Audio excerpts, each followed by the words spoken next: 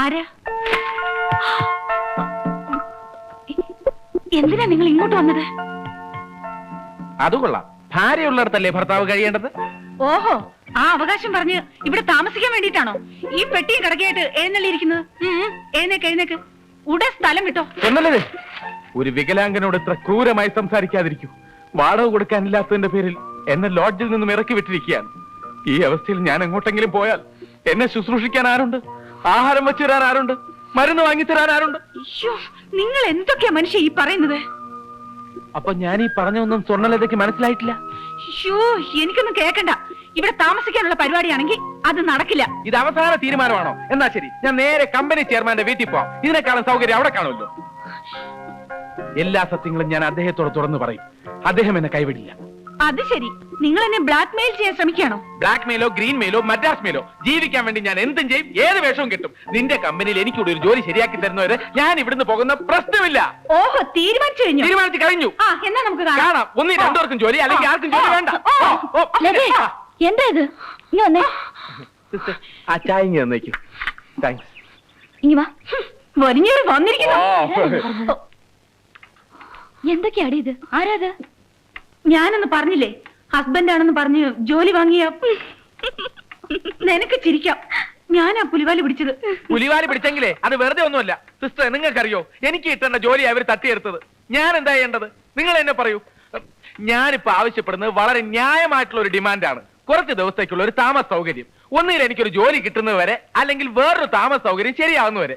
ഇതിനൊരു തീരുമാനം ഉണ്ടാക്കാതെ ഞാൻ ഇവിടുന്ന് പോകുന്ന പ്രശ്നമില്ല.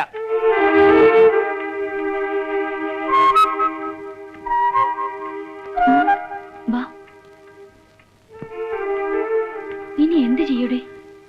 എനിക്കൊരു പിടിയും കിട്ടുന്നില്ല. ഇപ്പൊ അയാൾ ഇവിടുന്ന് പറഞ്ഞു വിട്ടാ നിന്റെ ജോലി പോക്കാം. തൽക്കാലം നമ്മൾ അയാളെ സഹിച്ചേ പറ്റൂ. വിശ്വട്ടിനൊന്ന് വന്നാ എന്തെങ്കിലും ഒരു ജോലി ഇയാൾക്ക് ശരിയാക്കി കൊടുക്കാം. അതുവരെ ഇവിടെ എങ്ങാനും കഴിഞ്ഞോട്ടെ. ഇവിടെയോ? ആ വരാന്തയിലുള്ള മുറി വെറുതെ ഒഴിഞ്ഞു കിടക്കല്ലേ. നമുക്ക് വേറെ ശല്യമൊന്നുമില്ലല്ലോ. അത് വേണോ? അതേ ഉള്ളു മാർഗം.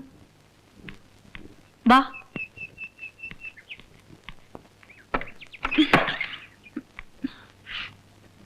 തൽക്കാലം ഈ മുറിയിൽ അടങ്ങി ഒതുങ്ങി കഴിഞ്ഞോണം. ദാ, ആ വാതിൽ വിട്ട് അകത്തോട്ട് ഒരു ചുവട് വെച്ചു പോരുത്. ഞാൻ ഓഫീസിൽ നിന്ന് വന്ന ശേഷം ബാക്കി കാര്യങ്ങൾ തീരുമാനിക്കാം. അത് ന്യായം. Thank you for your arrangements madam.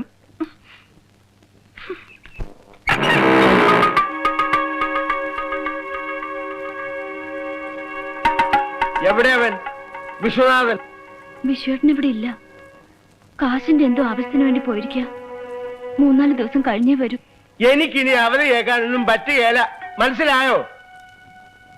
വാങ്ങിച്ച കാശ് ചോദിക്കാൻ ആണുങ്ങൾ വരുമ്പോ അവധി പറയാൻ ഭാര്യ ഒരുക്കി നിർത്തിയാൽ മിണ്ടാതെ അങ്ങ് പോകുന്ന അവന്റെ വിചാരം. അവറാത്തിനു കിട്ടുകയില്ല. നീ കണ്ണുരുട്ടി കാണിച്ചെന്ന് വിചാരിച്ച അവറാറ്റം പേടിക്കല. കാശ് എണ്ണി വാങ്ങിക്കുമ്പോ ഓർക്കണമായിരുന്നു. സാറേ, സ്ത്രീകളോട് അല്പം കൂടെ മര്യാദയ്ക്ക് സംസാരിക്കണം. അയ്യോ, ഇയാൾ ആരാ? ഞാൻ ആര് വേണോ ആയിക്കോട്ടെ. കാശിന്റെ പ്രശ്നം തന്നാ തീരുന്നേ ഉള്ളൂ. പക്ഷെ പുറത്തുവിടുന്ന വാക്ക് പിന്നെ തിരിച്ചെടുക്കാൻ പറ്റില്ല. എന്നാ നീ ഇതിൽ ഇടപെടണ്ട. എടാ മോനിച്ച, നീ ഇവിടെ ഒരു കുത്തിയിലേടാ. അവൻ എന്നാ വരുന്നെന്ന് വെച്ചാ പണവും മാറ്റോണ്ട് വന്നാ മതി. കാവലിരിക്കാൻ തൽക്കാലം ഒരു പട്ടിയുടെ ആവശ്യം ഇവിടെ ഇല്ല. കെവൻ ഏതാ? അത് എന്റെ ബ്രദറാ.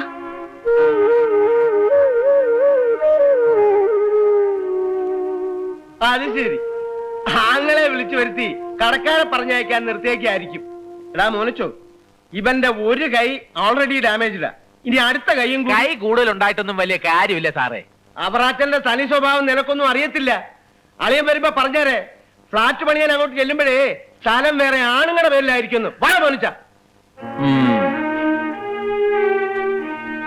എന്താ സിസ്റ്റർ, ആരാ ഇയാൾ? എന്താ പ്രശ്നം?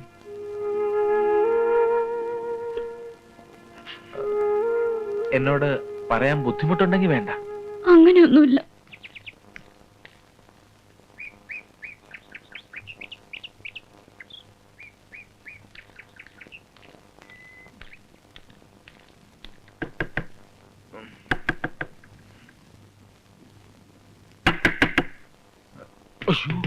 വരുന്നേ, ആരാ? ഭഗവാനെ, ഈ പ്ലാസ്റ്റർ ഏത് ഭാഗത്തായിരുന്നു? വലത്തെ ഉണ്ടക്കണ്ണിന്റെ മോളിൽ.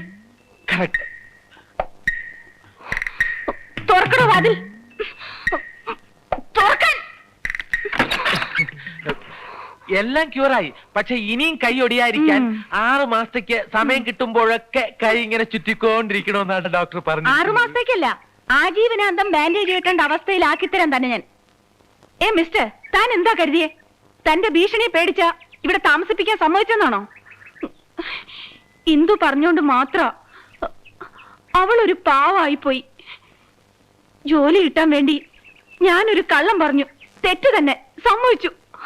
അതിന്റെ പേരിൽ എന്നെ ഇങ്ങനെ വേട്ടയാടാൻ നടക്കുന്നത് കഷ്ടമാണ്. ഞാനിപ്പോ എന്താ ചെയ്യണ്ടേ? ദയവ് ചെയ്ത് നിങ്ങൾ ഇവിടെ നിന്നൊന്ന് പോയി തരണം, എങ്ങോട്ടെങ്കിലും. കൊള്ളാം, അഭിനയം കലക്കി.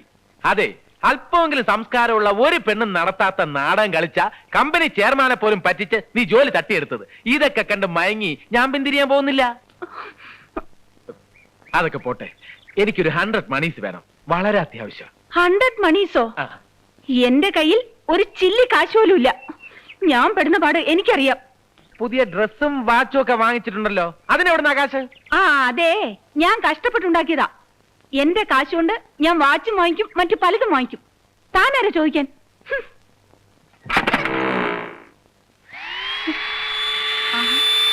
നീ വന്നോ? പിന്നെ ലത എത്രയും പെട്ടെന്ന് അടിച്ചിറക്കി വിടുന്നു. ആരെ? ആ മരങ്ങോടനെ, പിന്നെ അല്ലാതെ ആരെയാ?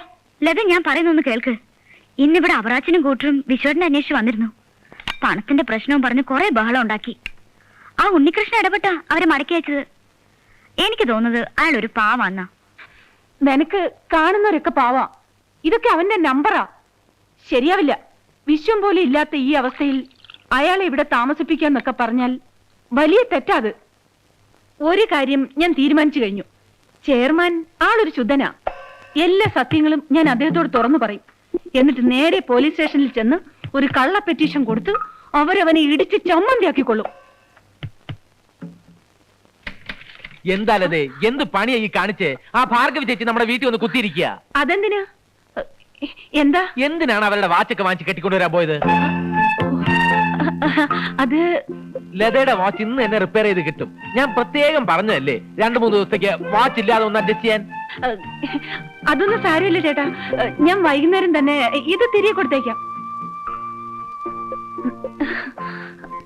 നല്ല കളിയായി. ഏതോ കല്യാണത്തിന് പോകാൻ വാച്ച് വേണമെന്ന് പറഞ്ഞ ഭാർഗവ ചേച്ചി വെയിറ്റ് ചെയ്തോണ്ടിരിക്കുക അവിടെ. അത് ഇങ്ങോട്ട് തന്നെ അതങ്ങ് കൊടുത്തേക്ക് മോളെ. എന്തിനാ ഈ അങ്ങനെ സാധനങ്ങൾ അങ്ങനെ പറഞ്ഞു കൊടുക്കേട്ടാ. കള്ള പെറ്റീഷൻ കൊടുത്ത പോലീസിനെ കൊണ്ട് ഇടിപ്പിക്കും അല്ലേ? നീ ഒരു ഗോൾ അടിച്ചാൽ ഞാൻ 10 അങ്ങോട്ട് അടിക്കും. വൈകുന്നേരം ഞാൻ വീട്ടിൽ വന്നോട്ടെ, കാണിച്ചു തരാം. പിന്നെന്താ, ലഡുവോ ബോളിയോ എന്ത് വേണോ വാങ്ങിച്ചു തരാം. ഇതാണോ ഇത്ര വലിയൊരു ഇഷ്യൂ? ഈ ലതയുടെ കാര്യം കൊണ്ട് ഞാൻ തോറ്റു.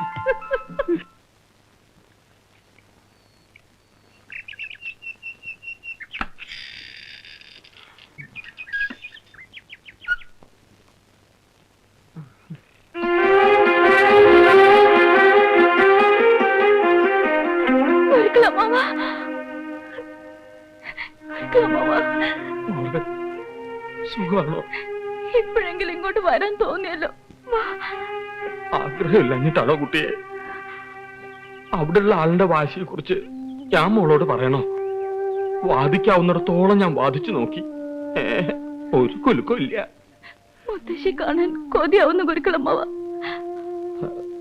മുത്തശ്ശിക്ക് സുഖാണോ? മുത്തശ്ശിക്ക് പ്രത്യേകിച്ച് അസുഖമൊന്നുമില്ല. വിശ്വനാഥന്റെ ബിസിനസ് ഒക്കെ എങ്ങനെയുണ്ട്? നന്നായി നടക്കുന്നു അമ്മാവ. അയാളൊന്ന് നേരിട്ട് കാണാൻ ഉണ്ടോ ഇവിടെ? അയ്യോ, ഇവിടെ ഇല്ല. ഓഫീസ് എവിടെയാണെന്ന് പറഞ്ഞാൽ അവിടെ പോയി കണ്ടോളാം.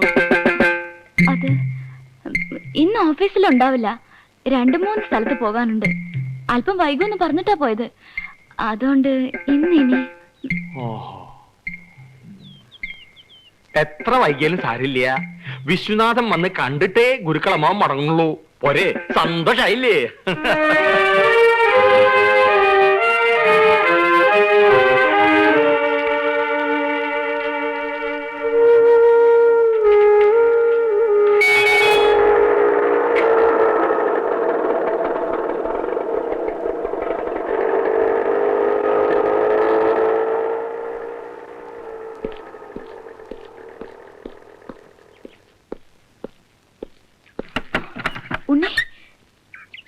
എന്താ സിസ്റ്റർ മുഖത്തൊരു ടെൻഷൻ? പതുക്കെ നാട്ടിൽ നിന്ന് ഗുരുക്കളമാവ് വന്നിട്ടുണ്ട്. വിശ്വേട്ടനെ കണ്ടിട്ടേ മടങ്ങൂന്ന് വാശി പിടിച്ച് നിൽക്കുക. വിശ്വേട്ടന്റെ ബിസിനസ് പ്രശ്നങ്ങളെ കുറിച്ച് അമ്മാവൻ അറിഞ്ഞ അത് പിന്നെ മുത്തശ്ശി അറിയും. ആകെ കുറച്ചിലാവും. എന്താ ചെയ്യേണ്ടതെന്ന് ഒരു പിടിയും കിട്ടുന്നില്ല. ഉണ്ണി ഒരു ഉപകാരം ചെയ്യോ? പറയ് സിസ്റ്റർ. ലതയുടെ ഓഫീസിൽ ചെന്ന് അത്യാവശ്യമായിട്ട് അവളോട് ഇങ്ങോട്ടൊന്ന് വരാൻ പറയണം. എന്താ വേണ്ടതെന്ന് അവൾ വന്നിട്ട് തീരുമാനിക്കാം. ഞാനിപ്പോ തന്നെ പറഞ്ഞിട്ട് വരാം.